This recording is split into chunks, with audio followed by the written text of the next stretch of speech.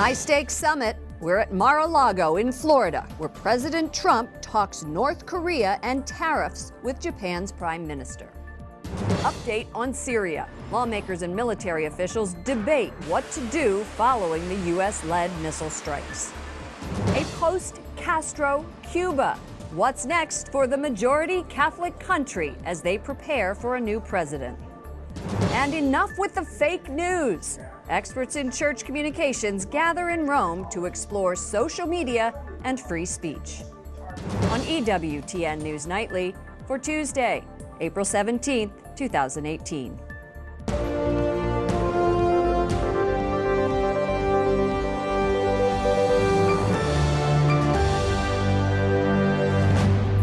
Good evening from Washington, D.C., and thank you to those of you joining us from around the world for news from a Catholic perspective. I'm Lauren Ashburn. President Trump says North and South Korea have his blessing to discuss ending the decades-long war between the two countries. President Donald Trump made the remarks at a high-stakes summit with Japanese Prime Minister Shinzo Abe. The two have forged a friendship, but tension is mounting over differences of handling North Korea and on trade. Tonight, the leaders are meeting at President Trump's Mar-a-Lago resort in West Palm Beach, Florida. And that is where we find White House correspondent Mark Irons, who is traveling with the president. Good evening, Mark.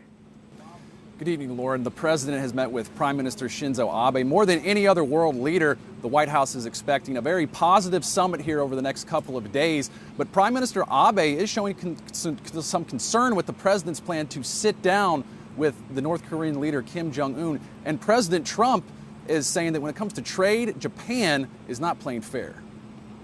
Great guy, friend of mine. The president tweets, "I'm in Florida and looking forward to my meeting with Prime Minister Abe of Japan, working on trade and military security." The leaders will discuss the president's upcoming meeting with North Korean leader Kim Jong-un, something of concern to Prime Minister Abe. He worries President Trump will allow North Korea to keep its short-range missiles, which are still capable of reaching Japan. Abe says, "I hope to confirm that we will continue to give the maximum level of pressure so that North Korea abandons its nuclear program in a fully verifiable and irreversible manner." Another key issue on the table, trade. The U.S. has a $68.8 billion trade deficit with Japan.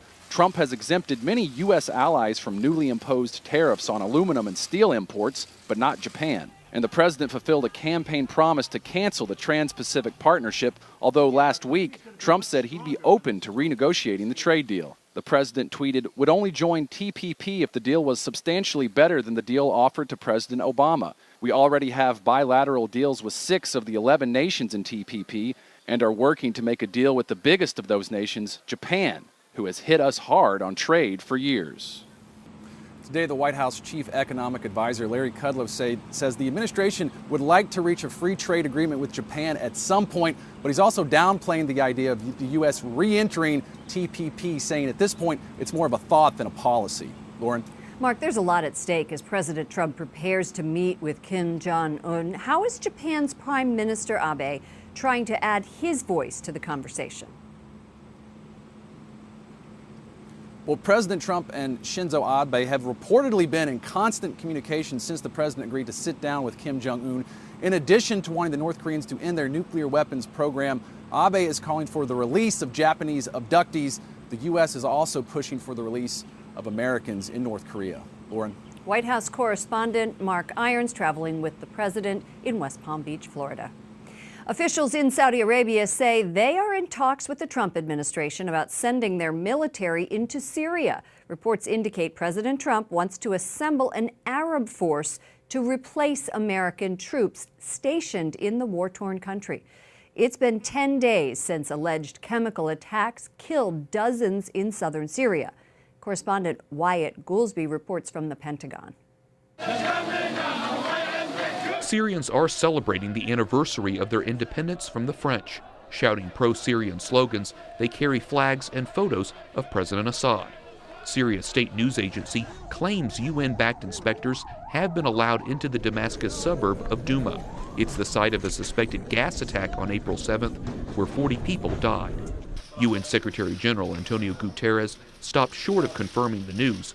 He calls on the Syrian government to ensure the inspectors are able to work without restrictions. We consider it is very important that whatever has happened is followed by an impartial, independent, and effective investigation. The Russian military says it did find chemical weapons, but in a rebel laboratory, not a government one.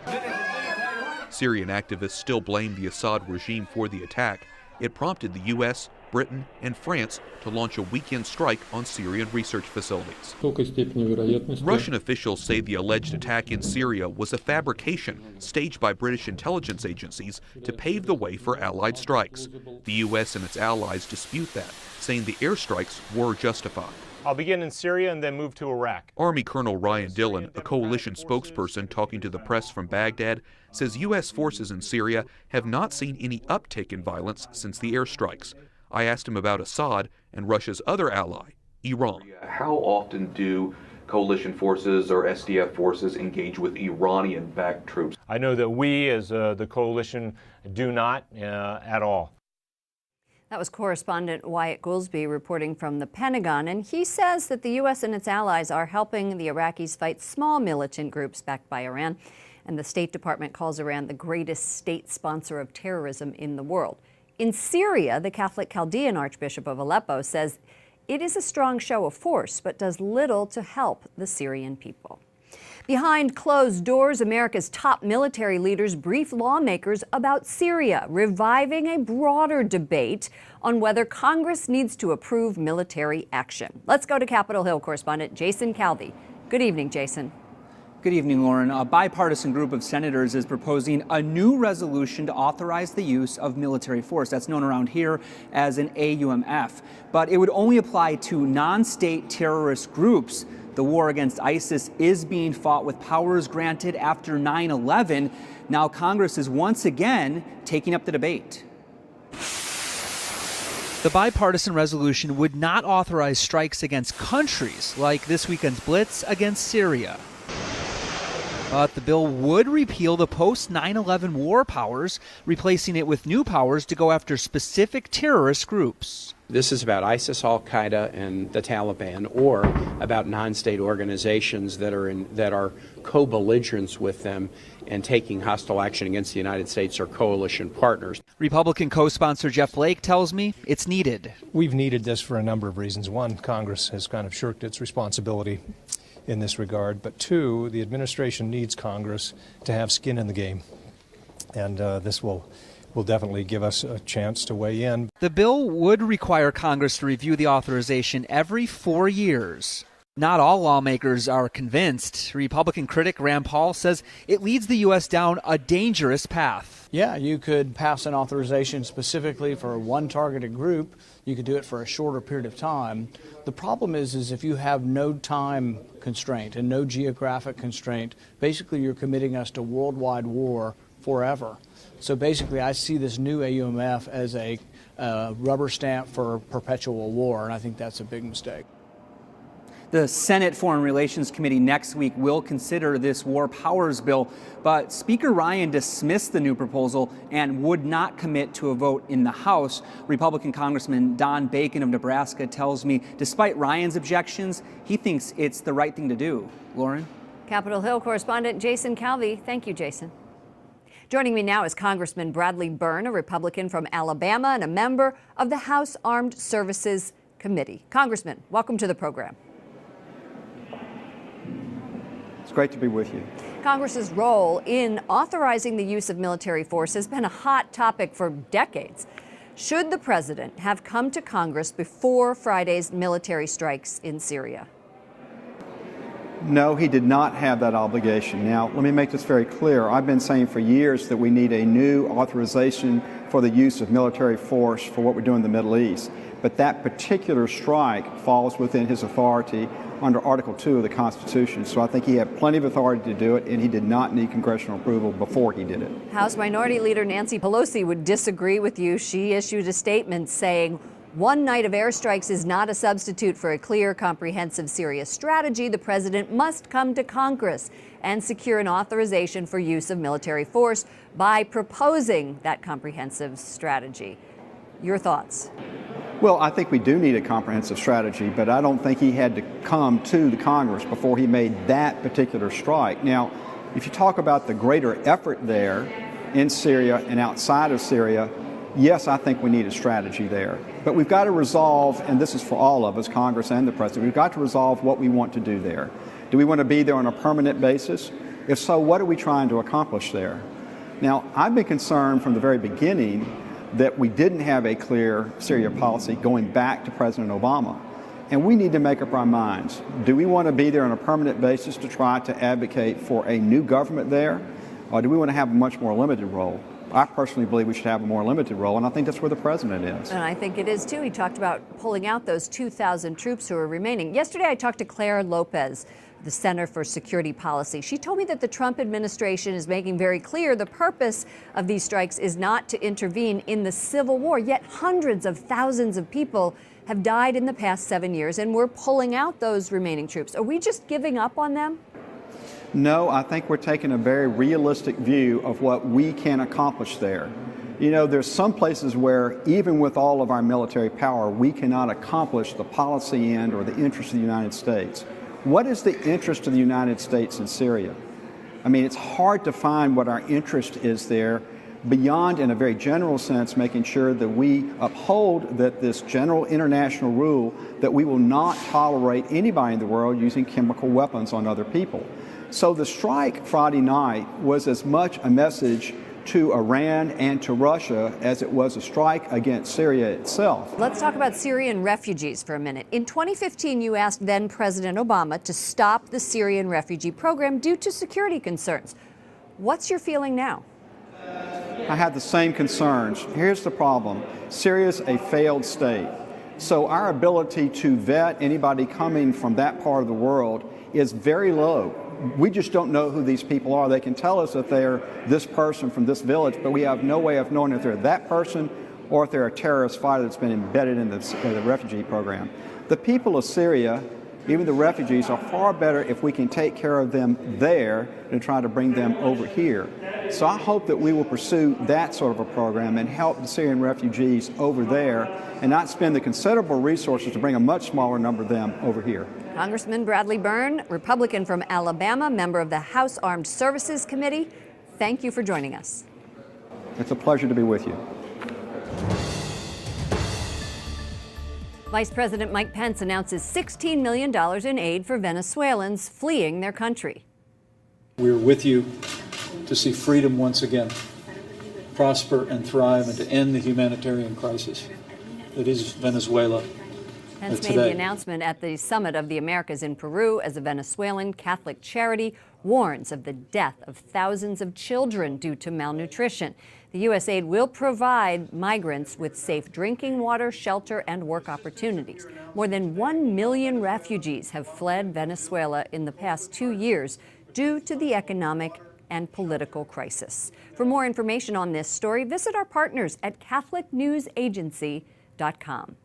Cuba prepares for the end of an era. Raul Castro will step down Thursday as the country's president. A successor will be named next week. The new president of the communist nation faces several problems, including a stagnant economy and decaying infrastructure. The country is 85% Catholic, although the government is officially atheist. Pope Francis visited there in 2015. Myanmar's new president grants amnesty to at least 8,500 prisoners, including 2 Christian pastors. They were arrested after helping journalists report on a Catholic church that was destroyed in an airstrike. The amnesty coincides with the country's New Year's celebrations. Philippines Bureau of Immigration has ordered the release of a 71-year-old nun. She was detained for illegal political activities. Local media report she was critical of President Duterte. The country's Catholic bishops say 71-year-old Sister Patricia Fox is a missionary and has worked in the Philippines for 27 years. Fox is expected to be released today. Lawyers for Cardinal George Pell want the charges of sex abuse he faces to be thrown out. His hearing ended today in Australia. The judge will decide on May 1st if there will be a trial. Cardinal Pell, the Vatican's chief finance minister, denies the accusations. Coming up, we have reaction to the high-level Japan-U.S. summit at Mar-a-Lago. And Prophet Seeker. Pope Francis has a request for the faithful.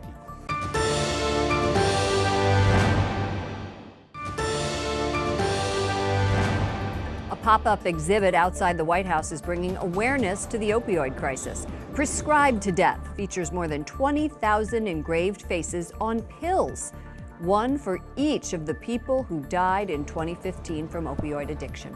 It's on display until tomorrow at the Ellipse near the White House. President Trump and his allies face new challenges about the FBI raid of the office of Michael Cohen. That's the president's personal attorney. In court yesterday, Cohen revealed another of his clients.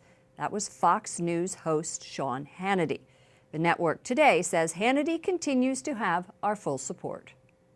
Joining me now is Larry O'Connor, Washington Times columnist and host of The Larry O'Connor Show on WMAL. I need to use you for my opening now. That's good. That's right. Michael Cohen, president's attorney, provided counsel, apparently, to Fox News host Sean Hannity. It blew up yesterday on all cable news. The question being, should he have disclosed his relationship with Michael Cohen? Yeah, and I think that there's two answers to that question, actually. Should he have, from some sort of legal or ethical journalistic perspective? I think the jury's out on that, honestly, because I don't think anyone really considers Sean Hannity to be a capital J journalist. He is an opinion journalist, I suppose. His job is to give his commentary and his opinion, and I think his audience knows that he already has a perspective. But they didn't know that he had a direct relationship with Michael Cohen. And that's where my answer is yes to the other part of the question, which is out of basic respect to his audience, out of respecting your audience enough to know that they're wise enough to be able to ingest all this information and then take your opinion and your analysis and your commentary within that perspective. But here's the important thing. As you well know in this town, with journalists and politicians and elected officials, it's incestuous. I mean, how far do we take that standard? Two stories that drove everyone crazy yesterday. Hannity should have disclosed his relationship with Cohen. And the other story they were crazy about was James Comey's interview with George Stephanopoulos. One of the things George Stephanopoulos asked Comey about was his investigation into Hillary Clinton's emails. Well, did George Stephanopoulos disclose that he used to be the senior White House advisor to President Bill Clinton, that he continued to be a major donor to the Clinton Foundation? He didn't disclose those things. You're saying there's a double standard. There is a huge double standard here. Now, again, don't get me wrong. If I were Sean Hannity, I mean, I've commented. I knew Steve Bannon. I worked with Steve Bannon. Whenever I commented on Steve Bannon or analyzed things, I always threw out to my audience, by the way, I used to work with the guy. I know him. So my audience knows. So they understand and they can contextualize. What's the expiration date for Stephanopoulos? Well, as far as I know, he was still donating to the Clinton Foundation up until 2 years ago. So I don't think there is an expiration date, frankly, as long as Hillary and Bill and the Clinton family are still in the news. But it goes even further than that. Ben Rhodes was the Deputy National Security Advisor to Barack Obama. His brother, David Rhodes, is the president of CBS News. Does everyone on CBS News have to disclose that before they start talking about Obama's national security? I think that's a stretch. It was his brother. But it is a fascinating point, especially for audiences who are looking at news organizations trying to figure out what's real and what's not. I would like news organizations to start hiring broadcasters because they're really good journalists instead of their connections they have to politicians. If they start avoiding that part of it, because that seems to be what they're doing, then they'll actually get people that don't have those connections. It's all about the big get in journalism. That's right. If you have a connection to a politician, you can get that politician on the show. Larry O'Connor, Washington Times columnist, thank you so much for joining us. Thanks.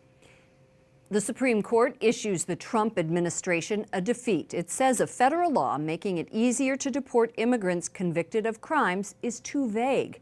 The justices rule 5-4, with Neil Gorsuch voting with the 4 liberal judges. The Supreme Court won't hear an appeal from a pro-life pastor who challenged Maine's noise limit. It was used to restrict Reverend Andrew March's protest outside a Planned Parenthood clinic in Portland. March says the law targets pro-life advocates. The justices offered no comment yesterday when they rejected the appeal. Pennsylvania's House of Representatives votes to ban abortions when the sole reason is that the baby may have Down syndrome. The Republican majority chamber passed the measure by nearly 3-to-1 margin. But the bill's fate is unclear. The state's Democratic governor opposes it. Up next, our chairman and CEO talks about the dangers of fake news.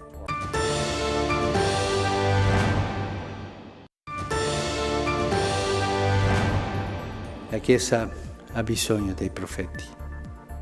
Pope Francis says the church needs prophets. At his daily mass in the Vatican, the Holy Father says a true prophet is not afraid of telling the truth, but also can give people hope, and anyone can do that.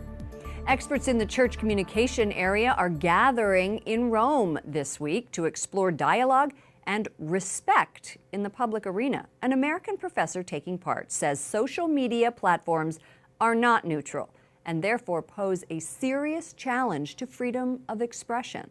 The values that religious communities sustain and uphold are substantially different from the values of platform network providers such as Facebook and Google, and that those values cannot be summarized by glib phrases like the marketplace of ideas.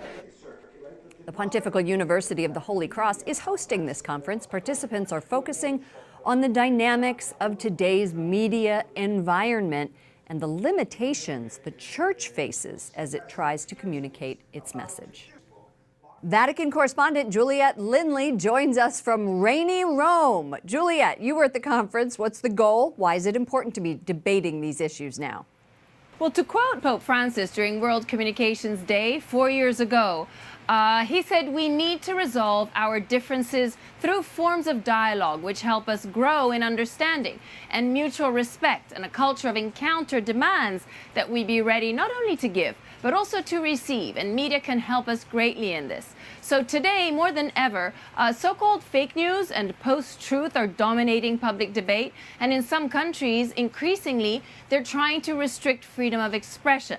And in some nations, the Christian message itself has been subject to limitations. Now, whether subtle censorship or open persecution, and it is time that we confronted these issues within a Catholic context. So the goal here is for communications officers working for religious organs to come away holding firm the values of free expression in the public sphere, and with the knowledge that it must transcend the threat of manipulation.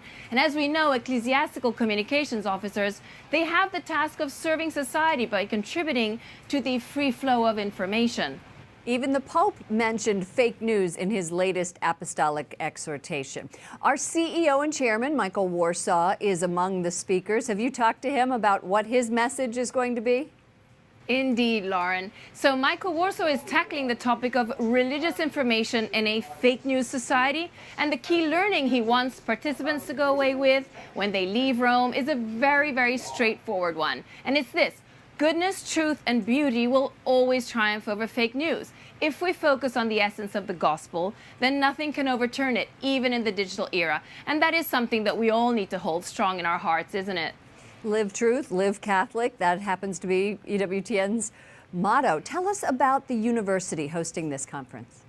So the Pontifical Holy Cross University, back in 1996, established the School of Church Communications, and it was created to prepare communications professors for ecclesiastical professionals for ecclesiastical institutions. And they are the organizers of this event, and the university was the idea of Saint José María Escrivá, the founder of Opus Dei, and it was co-founded by Saint John Paul II and Blessed Álvaro del Portillo, the university's first chancellor. Okay, Juliette Lindley, stay dry in a rainy Rome. EWTN News Nightly Vatican correspondent, and say hello to Elena Isela, your new producer, coming from our bureau here. We miss her. Absolutely, I will, Lauren. It's great to have her. Thank you. A new study about knowledge and awareness in the United States of the Holocaust finds significant lack of knowledge, especially among millennials. Look at this. The study by the Conference on Jewish Material Claims Against Germany finds 22% of millennials say they have not heard of the Holocaust. 2/3 say they don't know what Auschwitz was. Overall, the study finds 70% believe people are less interested in the Holocaust than they used to be. 6 million Jews were killed in Nazi Germany during World War II. And finally tonight, a Catholic college in Pennsylvania gives the faithful a chance to showcase their original religious works of art. Previous winners of the St. Vincent College's Catholic Arts Competition include St. Michael by Dave and Suzanne Mirello, The Good Samaritan by Christopher Ruane, and Our Beloved Dominican Saints by Bernadette Karstensen. The competition was founded in 2001 by a Benedictine monk. It seeks to foster the arts in a Christian tradition. The contest is accepting submissions until August. You can check online, and winners will be announced in October. That does it for all of us here at EWTN News Nightly. To all of you around the world, thank you for watching. I'm Lauren Ashburn. Let's keep in touch online. Follow me at Lauren Ashburn on Twitter and Lauren Ashburn EWTN on Facebook. Good night, and God bless you.